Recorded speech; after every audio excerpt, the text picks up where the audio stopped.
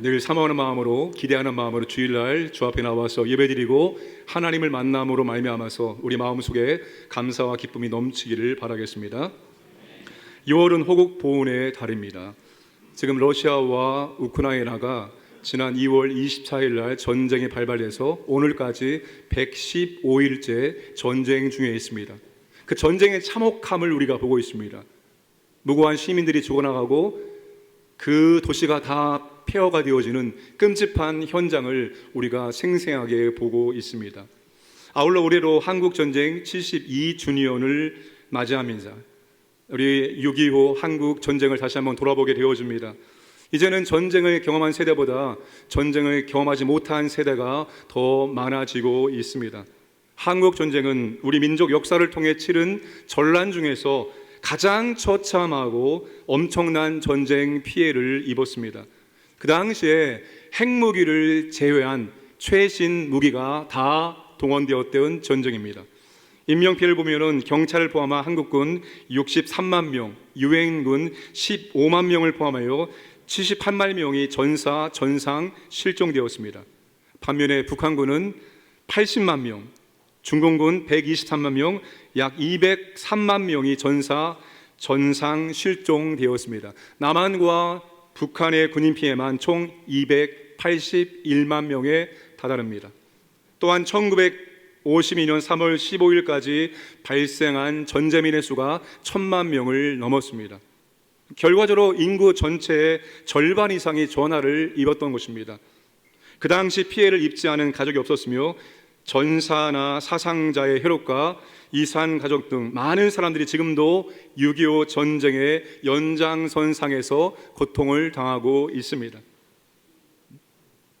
한국 전쟁이 끝나고 휴전이 되었을 때 우리의 삶의 터전이 완전히 다 망가졌고 또 사회 경제 체제의 기반이 황폐가 되었습니다.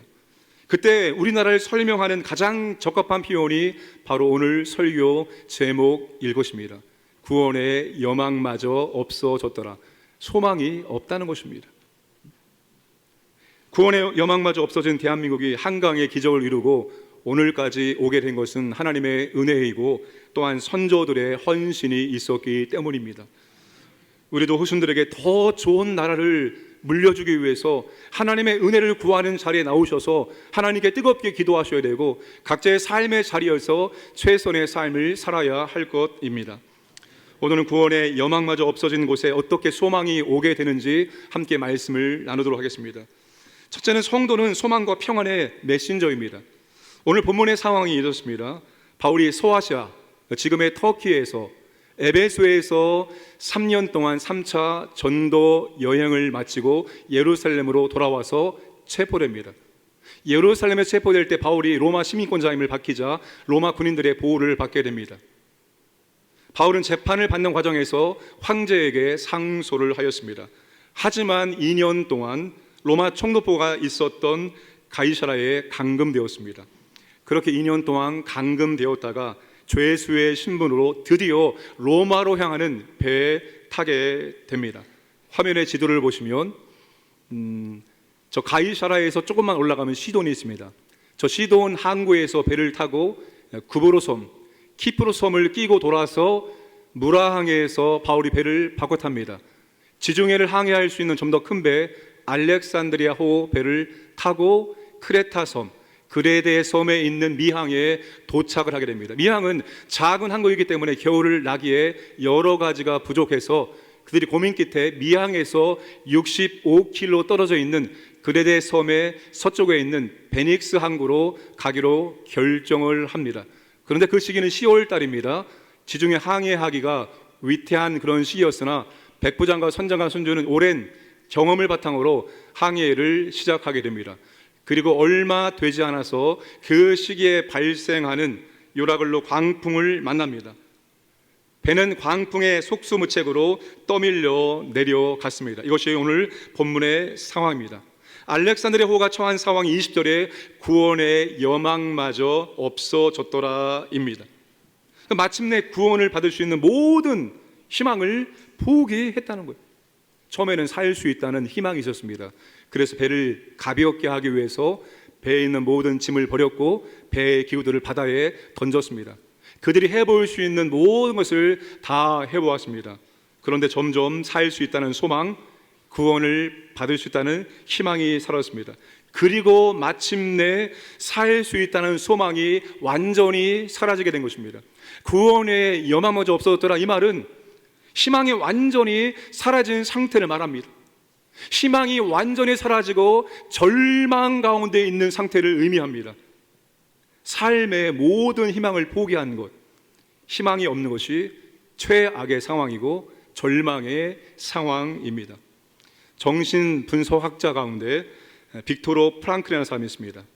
삶의 의미를 찾아서라는 책을 썼습니다. 이분은 나치 치하의 포로 소용소에서 3년 동안 있다가 살아남은 분입니다. 이 책은 나치의 포로 소용소 경험에 대한 이야기입니다. 도저히 사람이 살아남을 수 없는 환경에서 끝까지 살아남은 사람들의 이야기입니다. 그런 나치의 소용소에서 살아남은 사람들의 특징이 있다는 거예요. 어떤 사람들이 희망이 전혀 보이지 않는 곳에서 살아남았느냐? 마음에 분명한 희망을 가진 사람들, 분명한 기다림 있는 사람들, 사랑하는 애인이나 아내, 가족이 기다리고 있는 사람들, 내가 돌아가서 이루어야 할 일이 남아있는 사람들, 바로 그 사람들이 살 수 없는 그 포로 소용소에서 살아남게 되었다는 것입니다. 이것을 통해서 그분이 이렇게 말합니다. 사람은 먹는 것으로 사는 것도 아니요 오직 희망으로 산다. 오직 기다림으로 산다. 삶의 의미가 분명한 사람들은 아무리 힘들고 어려운 상황이 있을지라도 그 환경에서도 살아남을 수 있다는 거예요. 그러므로 소망이 없는 사람이 가장 불행한 사람이고 소망이 없는 공동체가 가장 불행한 공동체입니다. 지금 본문에 알렉산드리아호 공동체가 그런 상황에 있습니다. 전혀 소망이 없습니다. 완전히 절망적인 상황에 갇혀 있습니다. 이 배에 몇 명의 사람이 타고 있을까요?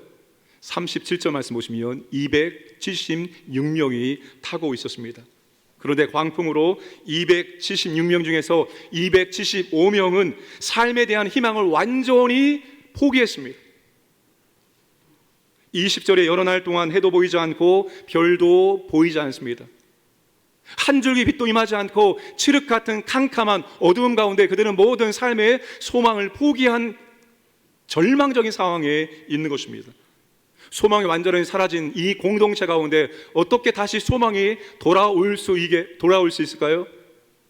바로 죄수 사도 바울을 통해서 이 소망이 없는 공동체 가운데 소망의 한 줄기 빛이 비치게 됩니다.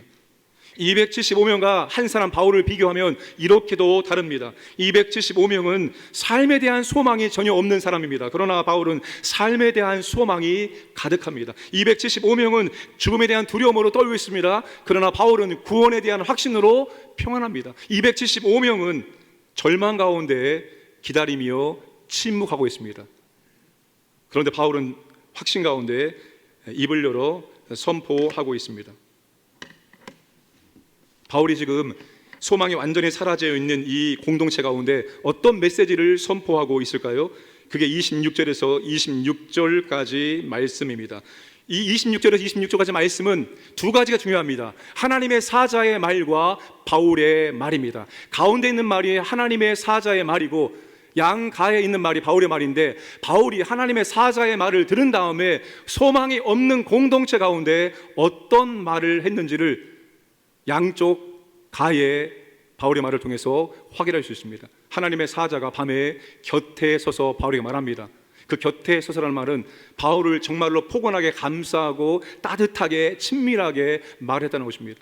무슨 말을 했을까요? 세 가지 말입니다. 두려워하지 말라. 내가 가이사 앞에 설 것이다. 이 배 안에 있는 모든 사람들이 다 살 것이다 라고 말합니다. 바울이 하나님의 사자의 말을 들은 다음에 소망이 없는 사람들에게 뭘 말합니까? 첫 번째 22절의 말씀 보시면 바울이 안심하라고 말합니다. 생명에는 아무런 손상이 없다라고 말합니다. 그리고 두 번째 25절에 또다시 안심하라고 말합니다. 나는 내게 말씀하신 그대로 되리라고 하나님을 믿는다고 말합니다. 그리고 나서 중요한 것이 26절 말씀입니다. 바울이 하나님의 사자를 통해서 전해진 말씀을 얼마나 확신했는가 하면 26절 말씀처럼 말할 정도였습니다. 26절 말씀은 하나님의 사자가 전해준 말이 아니라 바울이 하나님의 사자의 말을 듣고 확신 가운데 예언한 것입니다. 우리가 반드시 한 섬에 걸리리라. 우리가 반드시 한 섬에 걸림으로 우리가 생명을 얻게 될 것이다. 예언의 말을 한 것입니다. 지금 바울은 두 가지를 선포했습니다. 첫째, 안심하라. 안심하라.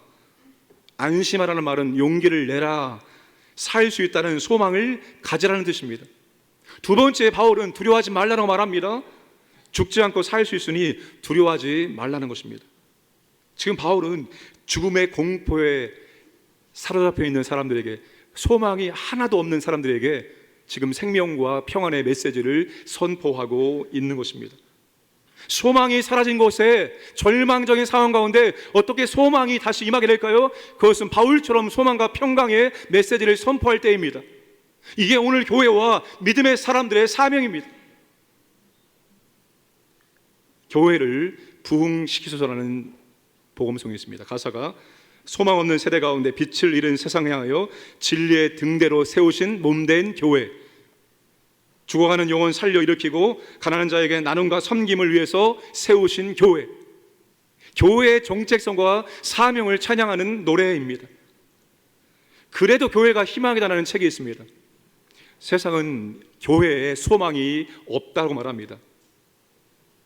세상은 교회에 소망을 두지 않습니다. 그래서 교회를 향해서 마음껏 하고 싶은 말들을 하고 있습니다. 그러나 하나님 이 땅에 남겨두신 유일한 소망의 구루터기가 바로 교회입니다. 아무리 작고 초라하고 보잘것없는 교회일지라도 그 교회가 그곳의 소망입니다. 그 나라의 소망입니다. 하나님의 교회를 통해서 다시 그 땅 가운데 소망을 불러일으키기 때문입니다. 열왕기하 5장에 아람의 나아만 장군과 이스라엘에서 노예로 잡혀온 계집 여자아이의 대화가 나옵니다. 나아만은 아람의 군대 장관입니다. 왕 다음으로 2인자입니다. 나아만 장관은 모든 것을 다 가진 사람이에요. 부러울 것이 없습니다. 다 가졌는데 한 가지를 갖지 못했습니다. 그 무엇인가 하면 그의 몸에 문둥병이 있었습니다. 그가 그것을 고치기 위해서 할 수 있는 모든 것을 다 해봤습니다. 그런데 그치지 못했습니다. 그 모습을 이스라엘에서 노예로 잡혀온 여자아이가 보니까 너무나 안타까운 것입니다. 너무나 딱한 거예요. 그래서 나아만 장군을 향하여서 이렇게 말합니다. 우리 주인이 사마리아에 계신 선지자 앞에 계셨으면 좋겠나이다. 그가 그 나병을 고치리이다. 이 말을 들었을 때 나아만은 콧방귀도 끼지 않았습니다. 그런데 종들이 속론샘 치고 한번 가보라고 그렇게 얘기해서 등 떠밀려서 엘리사를 찾아가고 엘리사의 말대로 요단강에 7번 들어갔다 나옴으로 그 문둥병이 깨끗하게 치료될 수가 있었습니다. 나아만 장군과 이스라엘의 노예로 끌려온 여자아이, 이런 비교가 되지 않습니다. 그런데 그 나아만이 평생토록 하려고 했었던 그 문제를 해결하게 만들어준 사람은 바로 그 노예, 그 계집 아이였습니다. 그러면 세상은 소망이 없습니다. 그리고 세상은 소망이 없는 사람들이 너무나도 가득합니다. 그들에게 소망을 선포할 수 있는 사람은 교회와 성도들 뿐입니다. 왜냐하면 교회와 성도만이 복음을 소유하고 있기 때문입니다. 그 복음만이 세상의 소망을 불러일으킬 수가 있습니다. 바울이 로마서 10장 13절 이하에서 이렇게 말하고 있습니다. 함께 말씀을 읽겠습니다. 누구든지 주의 이름을 부르는 자는 구원을 받으리라. 그런즉 그들이 믿지 아니하는 이를 어찌 부르리요? 듣지도 못한 이를 어찌 믿으리요? 전파하는 자가 보내심을 받지 아니하면 어찌 전파하리요? 기록된 바 아름답도다 좋은 소식을 전하는 자들의 발이요 함과 같으니라. 바울이 15절 말씀을 이사야 52장 7절 말씀을 인용해서 하는 것입니다. 좋은 소식을 전하며 평화를 공포하며 복된 좋은 소식을 가져오며 구원을 공포하며 시온을 향하여 이르기를 내 하나님이 통치하신다 하는 자의 산을 넘는 발이 어찌 그리 아름다운가. 바울이 지금 무슨 의도로 이 말씀하고 있습니까? 소망이 없는 곳에 소망이 다시 일어나기 위해서는 복음을 증거해야 된다는 거예요. 그 복음이 뭡니까? 예수 그리스도. 소망이 없는 곳에 예수 그리스도를 선포해서 그 소망이 없는 사람이 예수 그리스도를 자신의 구세주와 주님으로 영접하면 그 영혼에게 소망이, 평강이 임하게 된다는 것입니다. 우리나라 사람들이 관용적으로 습관적으로 하는 언어 표현이 있습니다. 그게 바로 죽겠다입니다. 죽겠다. 좋아도 죽겠고, 힘들어도 죽겠고, 배불러도 죽겠고, 배고파도 죽겠고, 웃겨도 슬퍼도 추워도 더워도 죽겠다는 말을 우리나라 사람들 입에 달고 삽니다. 진짜로 죽겠다는 말이 아니겠죠. 그런데 그 죽겠다는 말이 현실이 되었습니다. OECD 국가 중에서 우리나라가 부동의 1위, 어쩌다가 한 번 자리를 양보하는 게 있습니다. 자살입니다. 하루에 35.1명이 생명을 끊고 있습니다. 도대체 무엇이 부족할까요? 6.25 동란 이후에 60년, 70년대 그 힘들고 어려운 시절에도 삶은 이어졌고 견뎌냈습니다. 물론 그때와 지금의 형편과 처지가 다릅니다.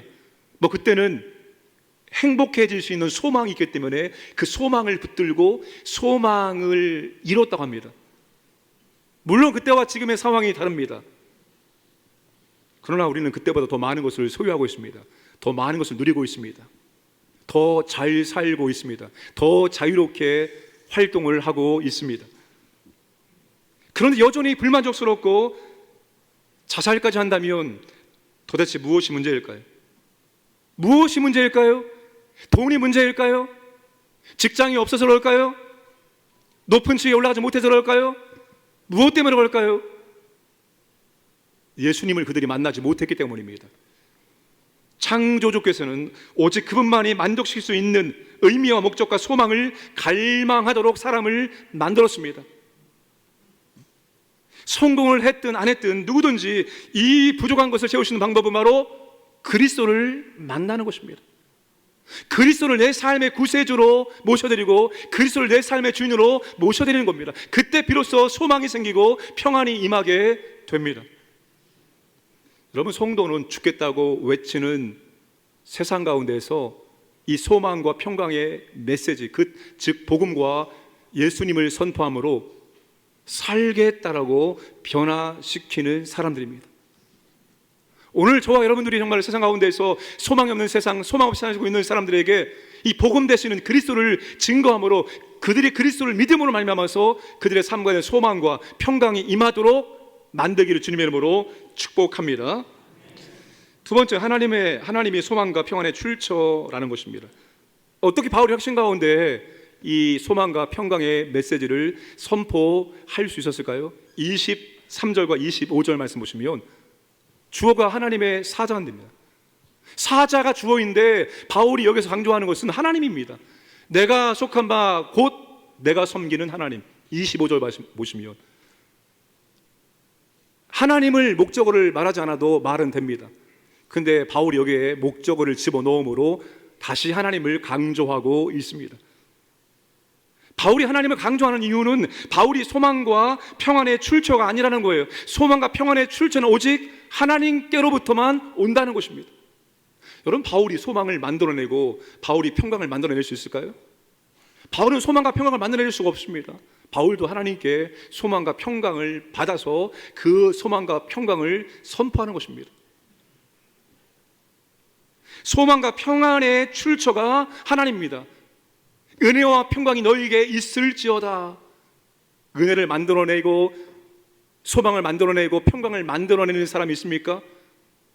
이 은혜와 이 소망과 이 평안은 눈에 보이지 않는 영적인 복이요 하늘에 속한 신령한 복입니다. 돈을 많이 벌었다고 해서 높은 지위에 올라갔다고 해서 이 하늘에 속한 신령한 복이 그냥 내 마음속에 채워지는 것이 아닙니다.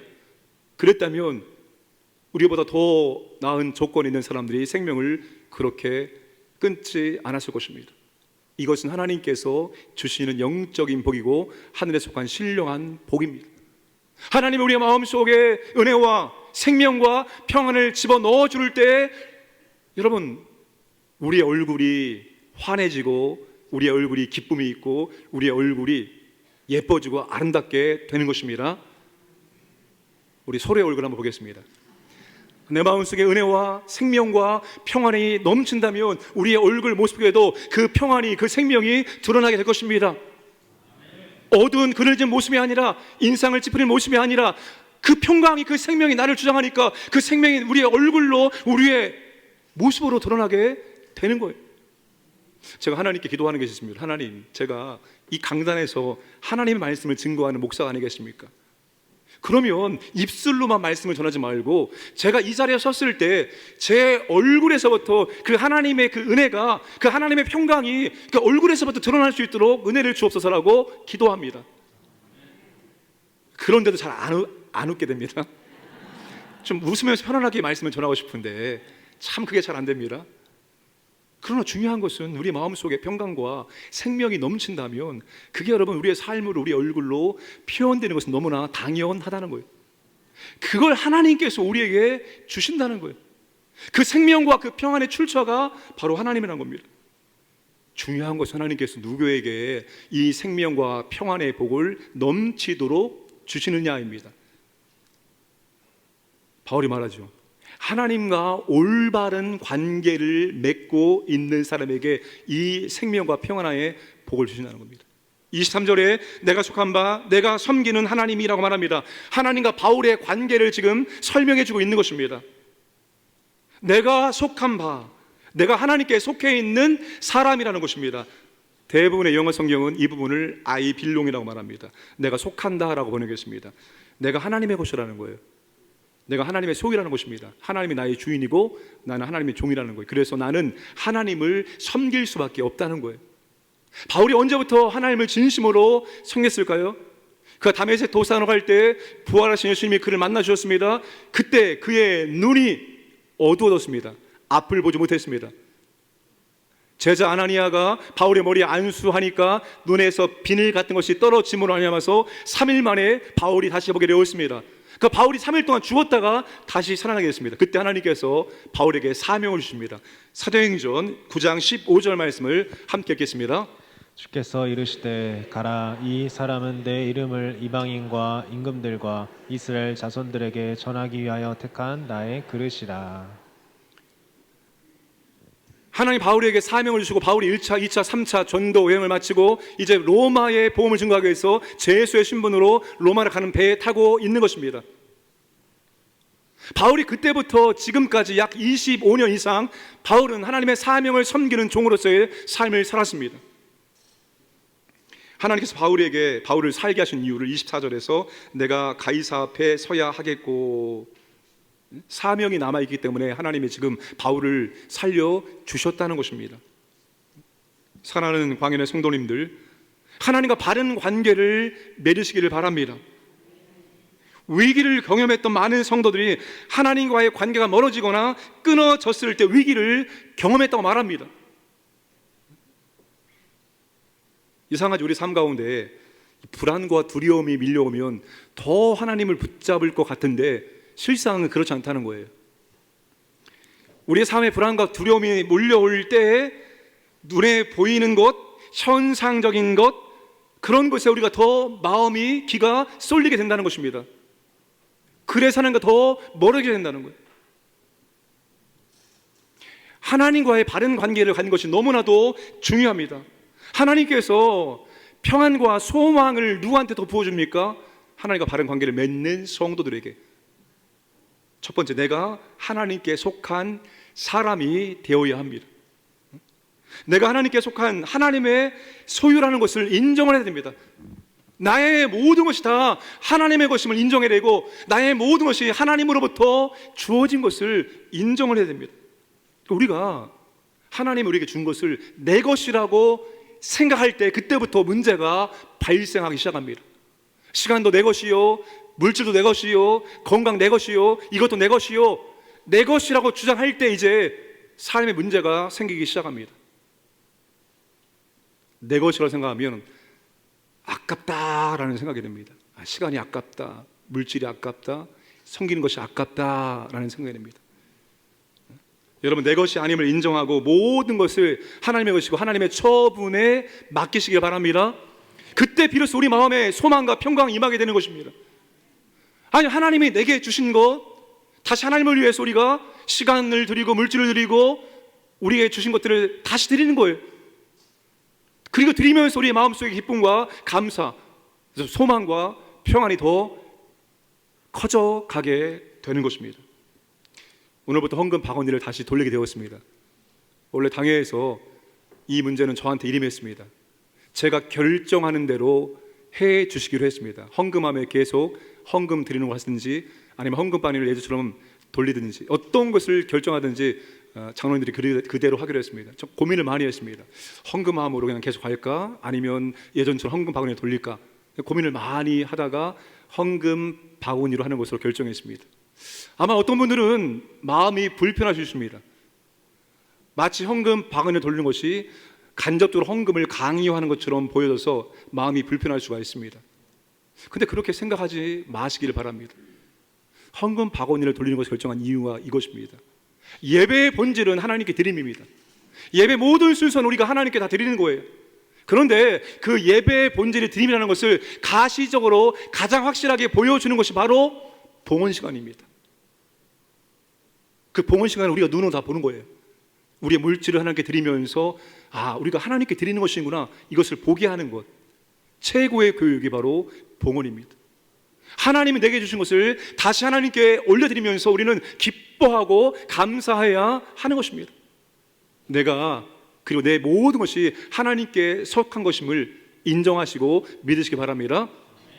또 하나가 내가 섬기는 하나님이 되어야 됩니다. 내 아내가 섬기는 하나님, 내 남편이 섬기는 하나님, 내 자녀가 섬기는 하나님이 아니라 내가 섬기는 하나님이 되어야 된다는 거예요. 내가 섬기는 하나님이 된다는 것은 하나님이 내게 주신 사명을 섬긴다는 거예요.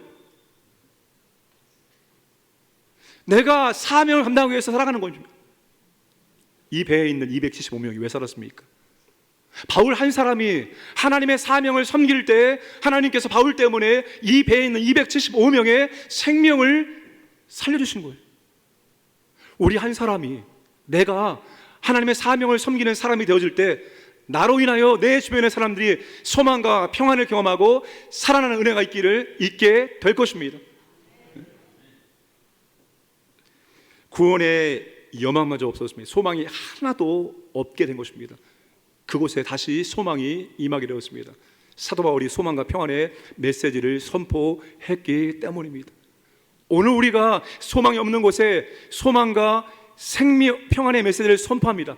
바로 그리스도를, 복음을 선포하면 됩니다. 구원의 소망을 잃어버리고 두려워하는 사람들에게, 죽음 앞에 두려워하는 사람들에게, 삶의 목적 잃어버리고 두려워하는 사람들에게 우리가 그분들에게 안심하십시오, 두려워하지 마십시오, 생명이 있습니다, 소망이 있습니다, 평안이 있습니다, 그리스도를, 예수님을 증거하면 되는 겁니다. 그분들이 그리스도를 영접하면, 구세주와 주님을 영접하면 그분들에게도 소망이, 그리고 평안이 마음속에서부터 생기게 됩니다. 오늘 우리가 이 사명을 더욱더 힘있게 감당할 수 있기를 주님의 이름으로 축복합니다.